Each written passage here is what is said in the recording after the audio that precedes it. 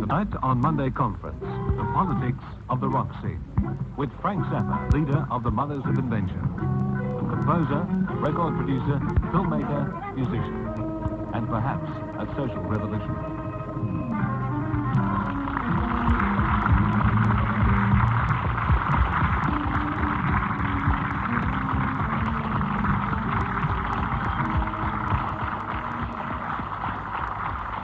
Good evening. If there is such a thing as an electric underground, a counterculture of decibels, our guest tonight amplifies all that is most in it. Frank Zappa is in Australia from the United States to give a series of concerts with his group, the Mothers of Invention. Well, here are some of the things that people have written about Frank Zappa. To many people, Zappa has often seemed to be a force of cultural darkness, a Mephistophelian figure serving as a lone, brutal reminder of music's potential for invoking chaos and destruction. That's from Time in October 1969. And from the Australian magazine Gocept this year, the greatest satirist of all time, the distorted mirror through which we experience ourselves and the neurotic, perverted society that man has created. From the book, Rock from the Beginning. By any standard, he was quite outstandingly ugly. But the Mothers, his group, left him looking like Robert Goulet. Bearded and gross and filthy, entirely obscene, they were the classic New Yorker cartoon of beatniks brought to life. And finally, I was never a hippie, always a freak, but never a hippie. Frank Zappa on Frank Zappa. Well, what does it all add up to? What is Frank Zappa about? And what is the rock music counterculture all about? Does it have a political message? Is it revolution? Or is it just fun, inspiration, and a lot of money? Frank Zappa is about music, and that part can't easily be put into words. But here's a taste from the titles of some of his records. Freak Out, We're Only In It For The Money, Burnt Weenie Sandwich, Uncle Meat, Hot Rats. Well, it's hardly Tin Pan Alley, but just what is it really? Frank, during the past few days, I've been reading some of the things that you've said about the rock scene, and you've said quite a lot, it seems to me. And one article in Life magazine in June 1968, I thought perhaps was the best indication of what your thinking is. One of the things you said there is this: rock is a necessary element of contemporary society. And you said there, not that rock is just enjoyable or fun, but it's necessary. What do you mean by necessary? I think that it's a necessary outlet for the type of energy that people in the adolescent age range have to... Hello? A little feedback there. You have to have some release for that energy as you're growing up. You said more than that. You said it has all the answers to what your mother and father won't tell you. You seem to be talking about the generation. I was talking specifically about certain lyrics that happened in certain songs between the 50s and the 60s. Mm-hmm. And that's no longer true.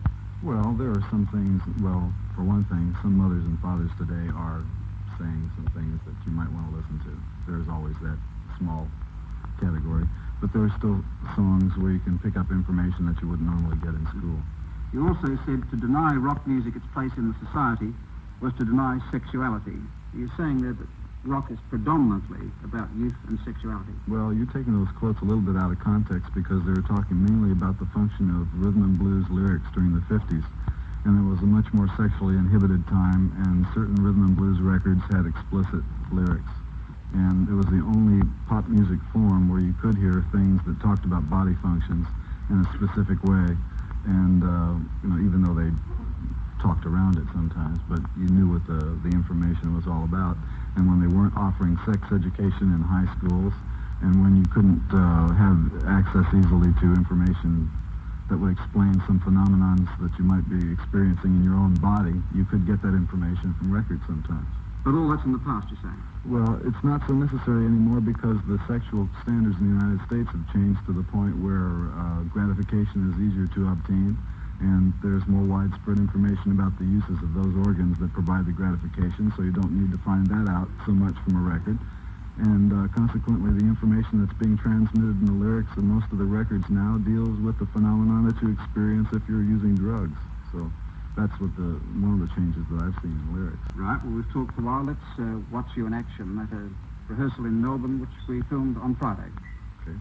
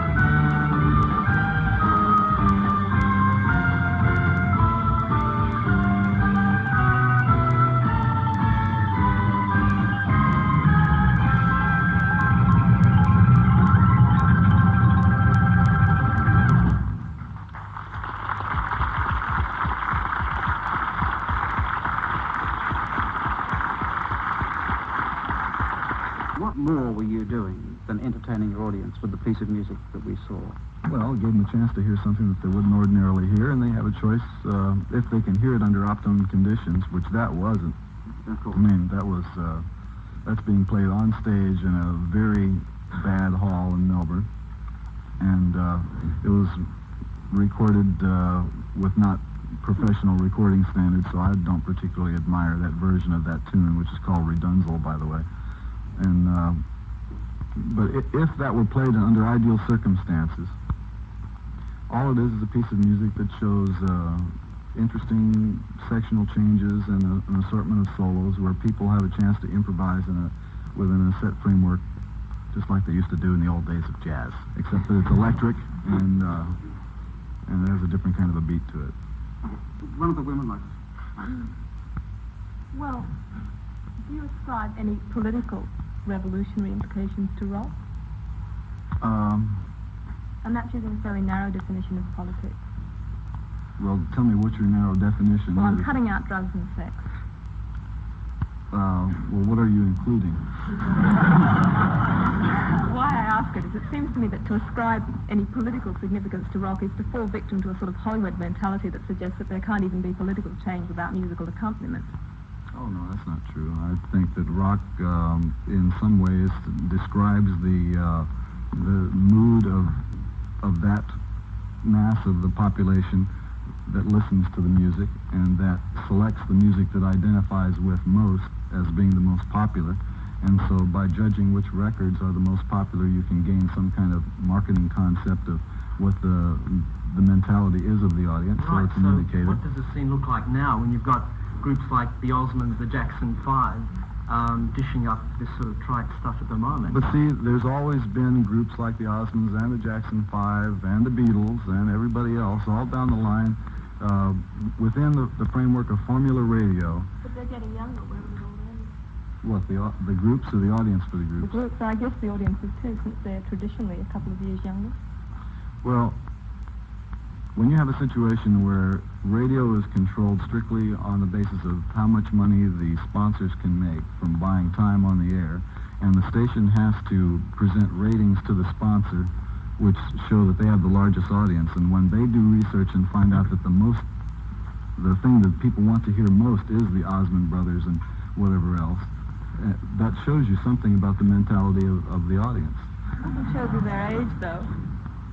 Yes, but there are stations that cater to various age groups in the United States. I don't know what your radio scene is here, but in the United States they have rock stations, they have FM jazz type stations, they have classical stations, they have middle of the road stations, and each one caters to a particular audience. And if you study the programming on each one of those types of stations, it'll give you information about the mentality of the people who ascribe to it. Frank, you were saying before that you saw part of what you were trying to do as being able to play the sort of music for mass audiences that the old jazz blues musos used to play for much smaller ones, or the same sort of experimental stuff. Do you feel at all that there's a sort of block in the way society conditions people to hear music that means that you're in fact always going to have a very minority audience that can overcome that block? Well, the only way that we're really going to be able to reach a large audience is by giving that large audience a chance to hear what we do. In the United States, we don't get our records played on the air very much, and I think in Australia, the number of times that any of our works get played on the air here is so minuscule you might as well not even mention it. So that's the first stumbling block to reaching a large audience is just letting them hear what we do rather than hear about it by word of mouth. Yeah, but and the only other thing you can do is play it for them in a concert situation. But the normal, the sort of straight and teeny bopper type reaction to Frank Zappa is, that's not music, that's just sort of loud noises. And it seems that the society has built into people, they've learned how to listen to music, right? And it seems as though you've got to take almost a consciousness leap to get to the point where Zappa really means something to you. Well, all I can say is I play the kind of music I like to play. It amuses me to stand up there and do what I do. It feels good to play guitar. I like to do what I'm doing. If there's somebody else that likes doing it, I'm pleased to do it for them. And the more people that I can do it for, the happier I'll be.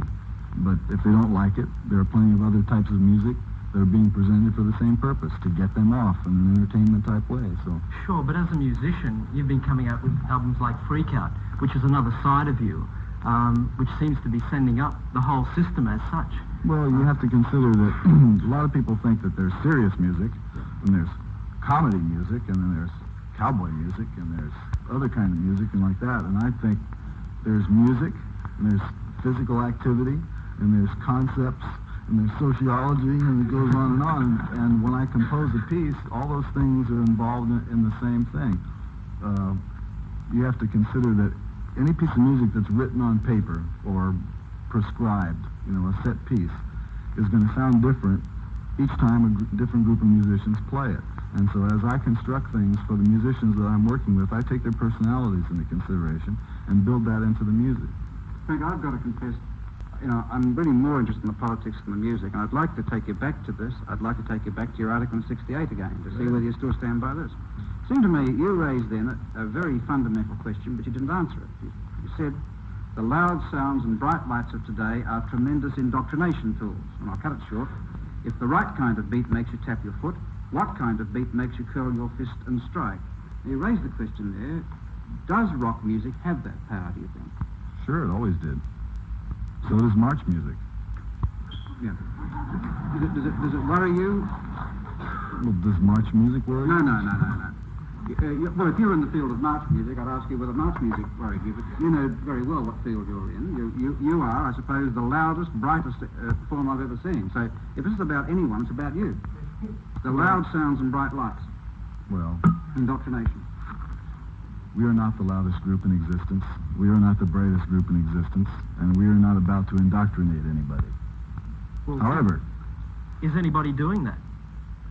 There are groups that tend in that direction and use the ability to dazzle a drug-stupefied audience into submission. Could I ask you then to comment on an illustration of the rock scene? It's not your group, it's a very, very different group. We'll just have a look at this. This is a group performing in Australia.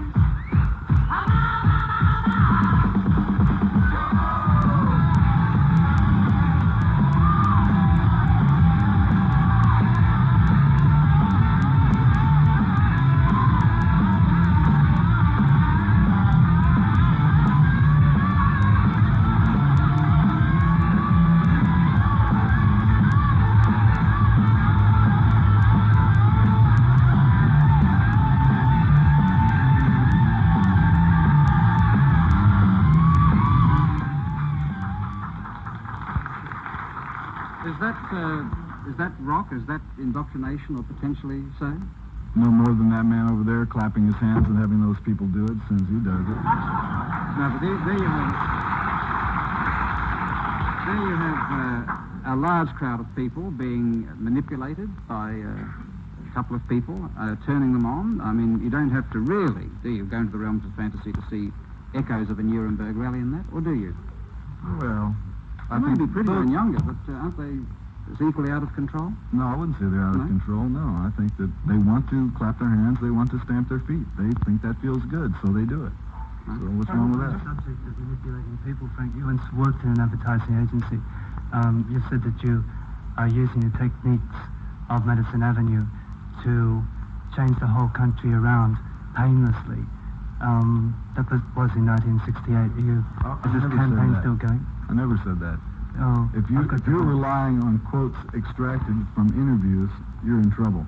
I've written 2 pieces for publication, one in Life, one in the Hi-Fi and Stereo Review, a piece about Edgar Varese. Most of the rest of the interviews that I've done over the past 7 or 8 years have been pretty badly misquoted or badly transcribed from tapes, and so sometimes things that get perpetuated, like for instance, there was one thing that was in a Rolling Stone interview where a guy spent 5 hours with me interviewing me and wound up taking an article he took other people's articles and took chunks out of it from other papers and stuck it in there and combined it with a bio that was passed out for tours by the office. So, you know, tell me what I was supposed to say again. You were supposed to have said, I want to use techniques of Madison Avenue to change the whole country around painlessly. I don't talk that way. Well then, I'll tell you, my experience in advertising is this. I used to do national advertising for a greeting card company in California, and I was also a freelance commercial artist, and I did some ads for the First National Bank of Ontario, California, and I never worked in Madison Avenue, and I was never employed by an advertising agency, and the advertising that I'm talking about is things on a small scale like that I've personally experienced. However, I am aware of the psychological techniques that can be used by advertising agencies. I'm interested in the subject of semantics, and I will use those tools to express my point. well, when you first started, your group had the reputation of being rude to audiences. You would come out and say, "Hello, pigs." You don't insult audiences anymore overtly. Not even psychologically. Perhaps you're trying to put across a serious brand of music. How did the change come about? Well, I have said to audiences, "Hello, pigs," and I'll tell you exactly the circumstances under which I might say that to an audience. We did something that probably no other rock group has ever done. We worked in New York in a 300-capacity theater for 5 or 6 months in 1967. We did 2 shows a night, 6 nights a week. The show consisted of a stage, our equipment, a box of toys, and the audience. And the audience was oftentimes involved in what we were doing. The audience that came to see us was basically a tourist-type audience or kids from the outskirts of the city who would come into town to get drunk, to get wasted, to get laid, to get whatever, and we were like a circus peep show on this particular street in Greenwich Village. And so they would come in there and they would behave like pigs, and I would say, "Hello, pigs." And you know what they would do? They would love it. They loved every minute of it. And there were regular people that would come back night after night to see the shows. And one of these, to give you an idea of the type of audience, the characters that would come in, this one kid, I think he saw about 30 of the shows and saved all the ticket stubs. And after we finished our run there, he came and showed me his whole stash of stubs. But he used to come in, and he always wanted to get up onto the stage. And what he wanted to do was come up and grab the microphone while I was singing, and grab it and scream at the top of his lungs, and then collapse on the stage. And then he wanted me to spit Coca-Cola all over him. And so I said, "Sure, come on, do it." You know, he did it 3 or 4 times. You know, he came in, every time I saw him in the audience, I go, It sounds almost like a sexual perversion. As far as audience goes, and we've seen this clip where there is an incredible audience reaction generated, some people have said that rock can be an instrument in its own right for social change. Do you think that it could either be an instrument for social change, or conversely, is it just a reflection of what's going on in society? It can be both. You know, it just depends on how intelligently you want to approach it. You know, Where do you think the scene is now? What's happening following the falling out of the protest movement in America? The system's gone on. Let me tell you something about movements in the United States. I find the United States sociologically to be a very fad-oriented country. And no matter what event takes place there, to me, by the time you've had it reported to you, just as an innocent bystander, if you're not directly involved in the phenomenon yourself, by the time that it's reached mass print, it takes on the aspect of a trend, you know, and it starts being merchandised to you. So you hear about a protest movement, and suppose you're in a town where there isn't a protest movement. Well, you've heard about a protest movement, so if your town's going to be cool, it better have one of its own. So you've just been sold a protest movement of some sort, or a new dance craze, or whatever. Drugs go on and off the charts in the United States. Everything seems to work in trend cycles there. It's all a result of the way the media has manipulated the whole population of the country. Can you give us some sort of an idea of how you see rock acting as an instrument of social change? Well, the crudest level would be at the point where noted rock stars start doing singing commercials for Coca-Cola or various various other products, you can see that the endorsement of somebody who has public credibility, and in fact many people in the entertainment business have far better credibility than political figures. So if so-and-so whose records you like says such and such and makes this suggestion to you, well, you might go along with it. Yeah, but surely that's just the personalities. It's not inherent in the music, though.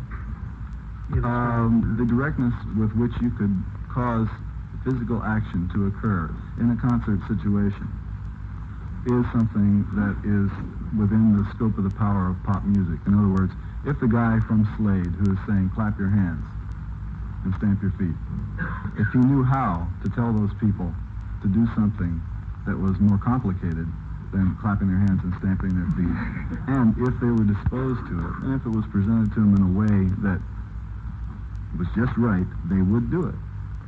But that's no different than a guy in an advertising agency saying, here we have a detergent. It's competitive with these other detergents. If the box is this color, it'll stick out better from the rack. And if you stack this many designs this wide on a rack, you will produce this desired effect on the housewife when she comes in. You know, and so it's just another clap your hands, stamp your feet, except you pick up a box. Well, you're painting yourself, to me, as a political conservative in the rock scene. Is that how you'd see yourself? No, I wouldn't say I'm conservative, but I wouldn't say that I'm how you might imagine me. No, or how you were. I mean, where is the Frank Zappa that caused people to call you ugly, obscene, and so on? Well, what happened to him? He's still here. It's the same guy. You know, some people can look at me and say I'm ugly. Other people can look at me and say I'm obscene. It just depends on their point of view. For instance, if you're a rock and roll journalist and you want to write something in a magazine, are you going to do an interview with me and say, he's really a nice guy? Who wants to read that? They want to hear, he was really gross. It almost made me puke when I talked to him. You know, and so that's the way it goes, you know. Would you agree that when I read the magazines and papers that write about you and other rock stars, the values of those magazines do suggest that people who read these magazines have very little, if anything at all, in common with the straight world, if you like, that this is a subculture of its own. In a whole range of values, the kind of language they use, Well, I don't know about words like subculture. I think that as long as you consider that people within a certain age bracket who have a certain taste in music and a certain lifestyle have to be considered as extracted from the mainstream of society, you're going to be creating conflicts because they are part of the society. Can I take the risk of misquoting one interview with you? You tell me it wasn't right. It was a very interesting point indeed. You were alleged to have said in an interview with Jerry Hopkins, whoever he might be, on the subject who wrote the Rolling Stone article. You were talking about trial by jury. By your peers. Do you remember that? Yeah. And you said that young people with long hair, you were alleged to have said, young people with long hair cannot be fairly tried by old people with no hair. That isn't a peer group. If you have long hair, the jury should have long hair. If you take drugs, the jury should have taken drugs. If you're a Bircher, a John Bircher, the jury should be Birchers. Did you say that? Yes. That is an accurate quote. Right. So that, you must see society then as really a group of subgroups with very little communication between them. Yes, I see it that way, but it's wrong for it to be that way, you see. And as long as you start, you have to break down the barriers of classifying people that way. I classify them that way to make the point about the judicial system in the United States, where if a jury is selected to try you, it's a game. The whole idea of selecting a jury, I mean, I don't know what you've got here, but it's a game that lawyers play about the psychological implications of the type of shoes the guy's got on.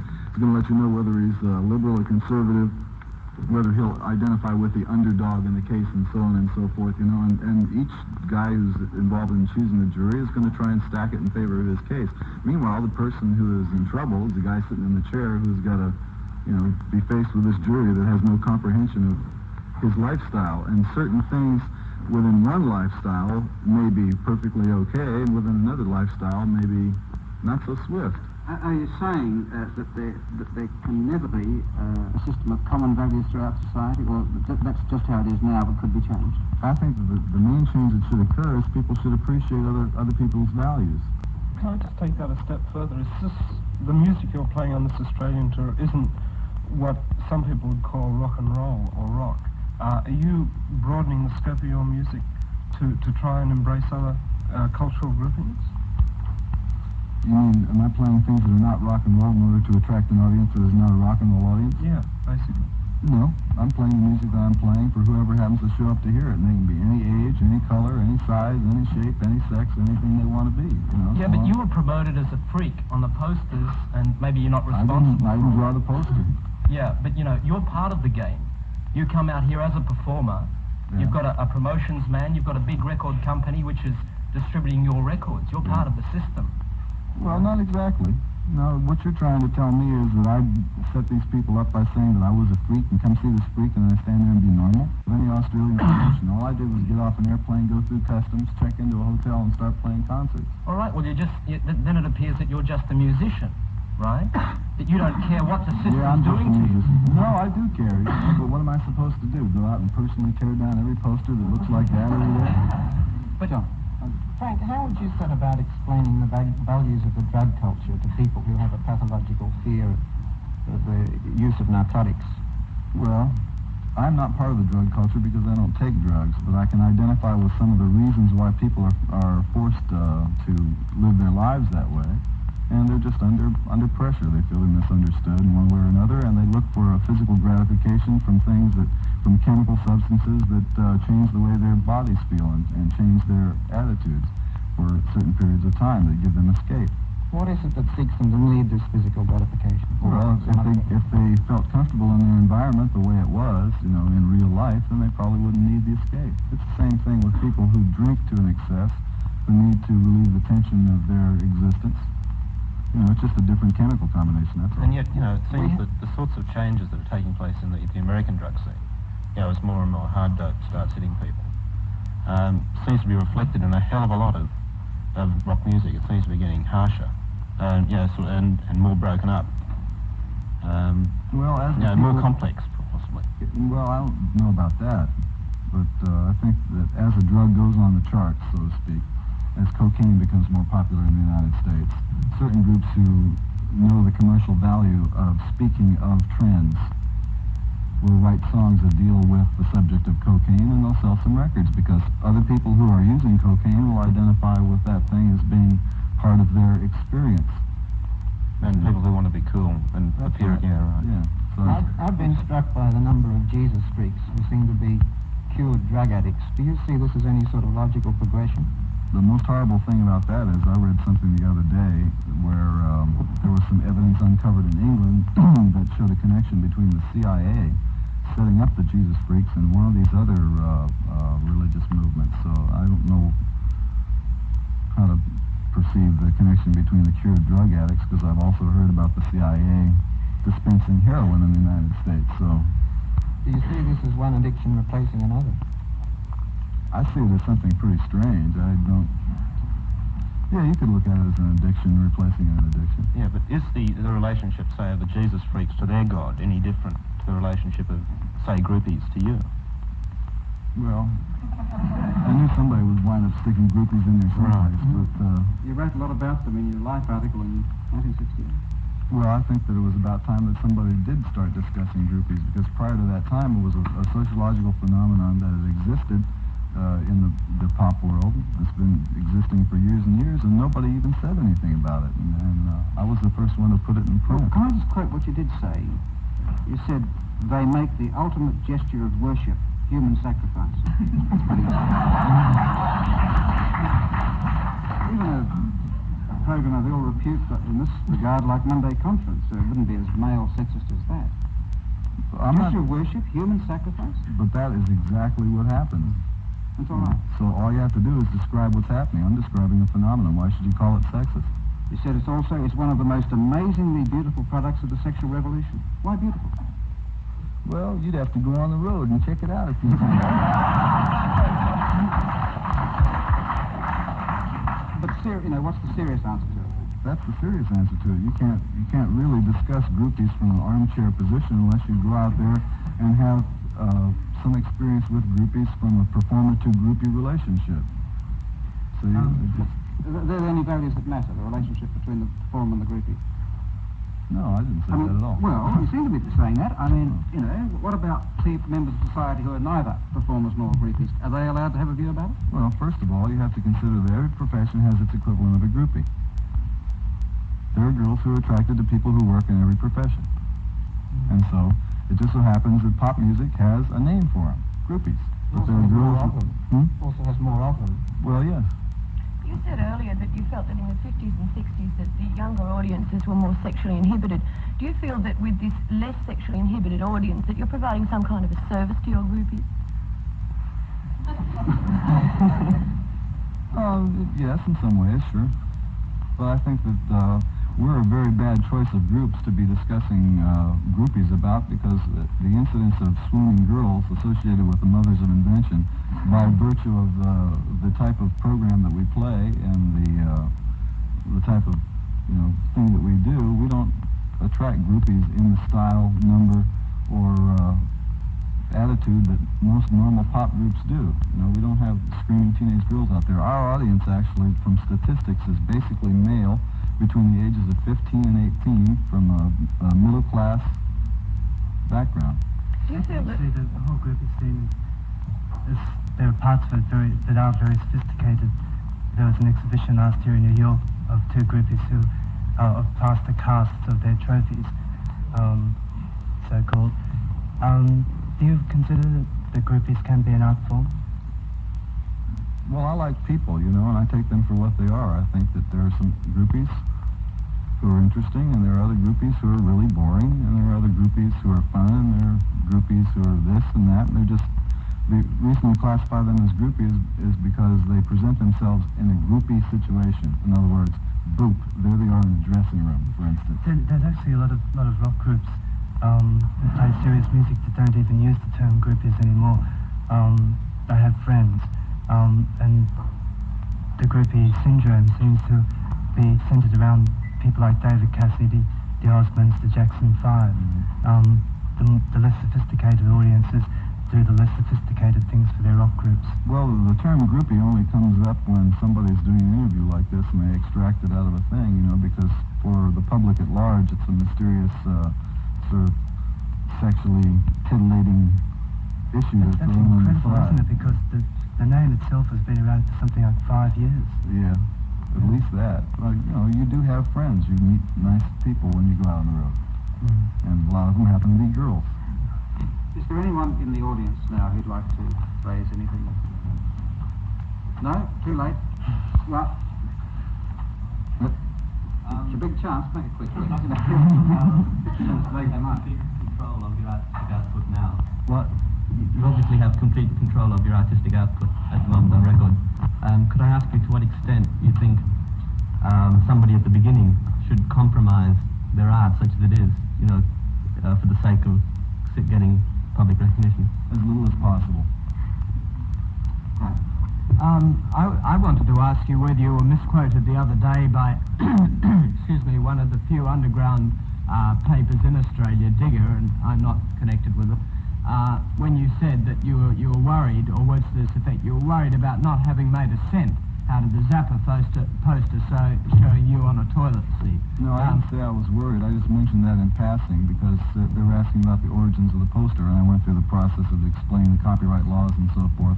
And that's to inform people that I did not sit on the toilet in the hopes of selling millions of posters worldwide to earn my living from that. I play music, and unfortunately, most people know my I think it must have been a misquote again, because it certainly emphasized the fact that what seemed to worry you was the fact that you weren't getting any money out of it. And why I brought that up was because it seems to me that you're in a false position here, and that a lot of us are in a false position here tonight, because you're being sort of foisted upon a middle-class audience as a revolutionary. You're not. Neither are we. Knocked on the head, that's for sure. Well, I think so, Bob. But I think your questions have only accentuated the sort of middle-class prejudices that people have about the rock scene. You think that's Slade what I was doing. I was asking the questions that people really ask. Not dummy questions, but dinkum questions. No, they're not dinkum questions. You may not like them, but they're How real. do you know they're dinkum questions? Ask the audience. Okay, and if we've answered, if Frank Zappa has answered to the best of his ability. Some, that's good. That's a net gain, isn't it? But he's an individual. You're putting him up as a rock idol, you know. Look, everyone's an individual. Everyone's special. Everyone's a rock idol? No. If we worked on that basis, we would never have anybody on Monday conference. Everyone's special. Not only rock stars, everyone's special. But don't make people what they're not, you know. Talking about manipulation by the media, and last night on the ABC there was a program, This Day Tonight, and a little bit about predicting the next coming musical scene, and they predicted that we're going to come back to clean-cut music and clean-cut musicians especially, and that we sort of surpass the dirty scene, which a lot of us are involved in. Is this important to you, how you come across to people? Obviously it is, but could you comment on that a bit more? Well, I don't know what I'm supposed to say. I think that you're being manipulated when somebody tells you in advance what the trend is supposed to be, because obviously they got a bunch of it in the warehouse they're going to sell you. Anyone else, sir? Yes. To prove of, there's a lot of musicians coming out these days who make a great thing of their musical virtuosity, especially in guitars, people like John McLaughlin, who I think is most famous for his just ability to move his fingers fast. Do you approve of that, or do you prefer in guitarists just sort of tasteful playing? Well, I'm impressed by both. You know, anybody who can move his fingers that fast is certainly entitled to some credit. You know, but I would rather listen to somebody who surprises me, because the ability to play scales up and down an instrument, whatever that instrument is, as fast as you can go, is something that you can practice forever and ever and just develop manual skill. But in order to play something that just surprises you out of your chair, now that's a little bit harder to do. Who surprises you? Who surprises you? Not too many people. One of the points about John McLaughlin is his religious thing. I'm talking about. Make it short, mate. Yes, it's that he's using music to convey his religious beliefs. Is this a valid use of rock and roll? I think it is, if it's his own personal taste. I use the music that I convey to play to convey my own personal convictions about the way I live, because it's all derived from my personal experiences. So I guess it's fair. Do you ever see yourself coming back to something quite so verbally oriented as the Fillmore album? Oh yeah, it's always possible. I just do whatever I feel like at the time. The next album that we're putting out is it's all vocals except for 2 songs. Why did that album happen just at that particular time? Which, the Fillmore album? Yeah. It happened because there we were on stage at the Fillmore and we played it. And I thought it was good and we put it out right away.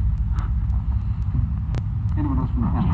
Yeah, I was going to ask you a question, what you sort of groups like Alice Cooper, who, they kind of got very famous now, and they started off doing a lot of very sadistic acts, like killing chickens, things like that on stage.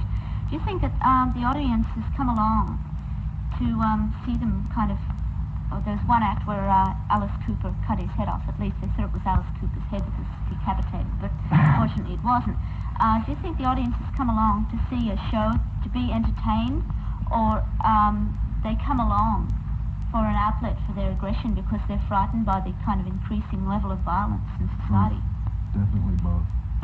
And the fact that they are entertained by that is pretty unfortunate. Do you feel that the popularity of hard rock music with young girls is a result of the fact that their aggressiveness, particularly their sexual aggressiveness, has been suppressed in society? Yes. Do you think that rock is going to become so complicated, as your music is very complex now, that it's going to lose its audience? No, I don't think that there are too many groups that are going to go in the direction that we go in, because they can't really, it's easier for them to stomp it out, because I think more people, statistically, would rather hear it stomped out. And so it's not very tempting to put together something complicated when it's more fun to stomp it out. Well, do you think that people going back to the primitive thing are also going to lose their audience because of the increasing sophistication of some of the bands? There will always be an audience for stomping it out music. The United States Supreme Court, as you probably know, has reversed its old ruling on the test for obscenity and made it much stricter. I mean, it's now a less liberal definition of it. Is this going to affect your work in any way? Yes, it will. In what ways? Well, the problem in the United States is you have a lot of states where you don't have so many here. And each area is left to determine its own values as to what is pornographic or obscene or actionable by a court and so on and so forth. And in each one of those areas you have people who are out to make a reputation for themselves as upholders of justice and protectors of the whatever. And so as you ship a piece of merchandise across a state line, one state, the social attitudes towards certain words or descriptive pictures or whatever, in one state it might be okay, in another state it might be not okay, and so consequently you're going to wind up with sprinkled lawsuits all over the country, and I think it's really a step backward. Frank, thank you very much. I'm sorry, that is the time. Thank you very much for joining us on Monday Conference. All right. Thanks for... I should say that Frank has flown up from Melbourne especially to be with us, to confront his middle-class audience of one. We do appreciate that very much, and he's given us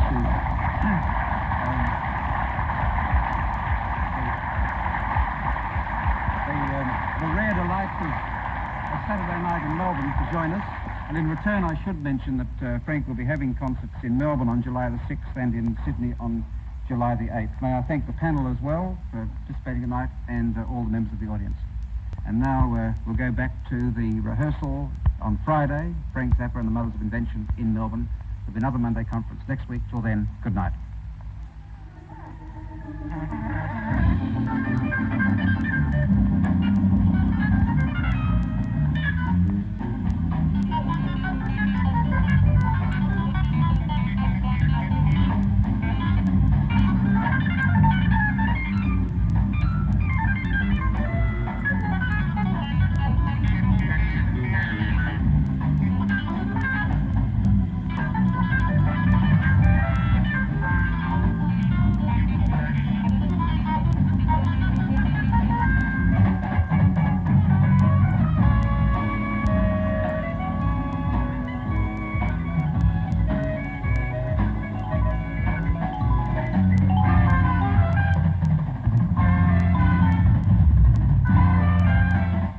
Monday Conference would like to thank GTK for their help in preparing this program.